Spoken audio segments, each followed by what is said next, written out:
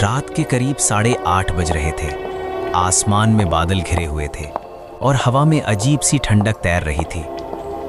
विक्रम एक छोटी medical supply company में काम करता था। उसका काम था अलग अलग गांवों और कस्बों में दवाइयां पहुंचाना। लेकिन उसने कभी सपने में भी नहीं सोचा था कि उसे इतनी दूर बसे वीरान कमलागढ़ गांव में जाना पड़ेगा। सर ने तो कहा था स्टेशन से बाहर निकलते ही गाड़ी मिल जाएगी, लेकिन यहाँ तो इंसान तक नजर नहीं आ रहा। चारों तरफ अंधेरा और सन्नाटा पसरा हुआ था। स्टेशन इतना सुनसान था कि जैसे वर्षों से वहां कोई आया ही ना हो। विक्रम अपना बड़ा बैग कंधे पर टांगकर धीरे धीरे कच्चे रास्ते पर आगे बढ़ने लगा।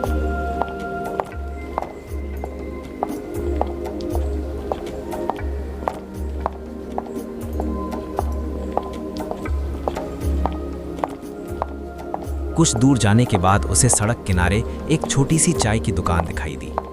दुकान पर एक बूढ़ा आदमी लालटीन के नीचे बैठा चाय बना रहा था। बूढ़े आदमी ने उसकी ओर गौर से देखा, फिर धीरे से बोला, इतनी रात में कमलागढ़? बेटा तुम बहुत देर कर चुके हो। अब वहां जाने के लिए कोई गाड़ी नहीं मिलेगी। क्या मतलब? कितना दूर है गांव? पैदल जाओगे तो 5 घंटे लग जाएंगे और रात में वो रास्ता अच्छा नहीं माना जाता। अगर चाहो तो आज रात मेरे घर रुक जाओ, सुबह आराम से निकल जाना। नहीं भैया, मुझे आज ही दवाइयाँ पहुँचानी है, वरना नौकरी चली जाएगी। बूढ़े आदमी ने गहरी सांस ली। ठीक है, लेकिन सावधान रहना। इस रास्ते में रात को अजीब घटनाएं होती हैं। ये सुनकर विक्रम के चेहरे का रंग उड़ गया। विक्रम वहां से आगे बढ़ गया। रास्ता पूरी तरह सुनसान था। अचानक पीछे से घर की आवाज आई। एक पुराना ऑटो उसके पास आकर रुका। कहाँ जाना है बाबू? कमलागढ़। क्या आप मुझे वहां छोड़ देंगे? बैठ जाओ। विक्रम तुरंत ऑटो में बैठ गया। ऑटो तेज झटकों के साथ अंधेरे रास्ते पर दौड़ने लगा। क्या हुआ? आप बैठे रहो, मैं अभी आया। ड्राइवर नीचे उतरा और सड़क किनारे खड़े एक लंबे आदमी के पास जाकर बहस करने लगा। विक्रम कुछ समझ पाता उससे पहले वो लंबा आदमी ऑटो के पास आया। विक्रम डर गया। नीचे उतर। क्यों उतरूं? आप कौन हैं? मैं यहाँ का पुलिस अधिकारी हूँ। सर, क्या बात है? जितनी जल्दी हो सके यहाँ से निकल जाओ। ये रास्ता तुम्हारे लिए ठीक नहीं है। इतना कहकर उसने ऑटो ड्राइवर को घूरा। ड्राइवर घबराकर ऑटो घुमाकर वहां से भाग गया। अब विक्रम अकेला रह गया। चारों ओर ताड़ और नारियल के ऊंचे पेड़ थे। हवा चलने पर उनकी परछाइयां डरावनी लग रही थीं। विक्रम तेजी से आगे बढ़ने लगा। तभी अचानक एक नकाबपोश आदमी उसके सामने आ गया। उसके हाथ में बड़ा सा चाकू था। जो कुछ भी है निकाल दे। मेरे पास कुछ नहीं है, सिर्फ दवाइयाँ हैं। झूठ बोलता है? वो धीरे धीरे उसकी ओर बढ़ने लगा। डर के मारे विक्रम अचानक भाग पड़ा। वो लगातार भागता रहा जब तक कि उसे दूर एक टूटी फूटी झोपड़ी नजर नहीं आई। झोपड़ी के अंदर हल्की रोशनी जल रही थी। कोई है? कृपया दरवाजा खोलिए। दरवाजा चर की आवाज के साथ खुला। अंदर एक बूढ़ा आदमी बैठा था। कौन हो बेटा? कुछ लोग मेरे पीछे पड़े हैं, कृपया मुझे बचा लीजिए। अंदर आ जाओ। विक्रम अंदर बैठ गया। उसकी सांसें तेज चल रही थीं। तभी अचानक दरवाजे पर जोर जोर से चोट होने लगी।